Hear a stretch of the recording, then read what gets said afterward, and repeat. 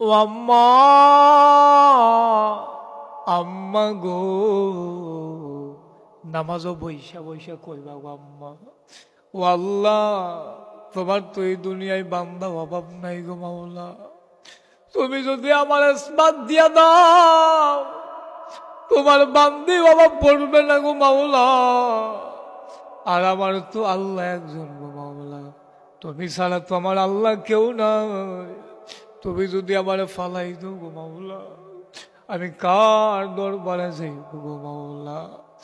ও আম্মা, আম্মা, আম্মা গো, এমন ভাবে গো আম্মা বারবার নাই যাই নামাজ বৈশা আমার আল্লাহরে ডাকবা বললাম।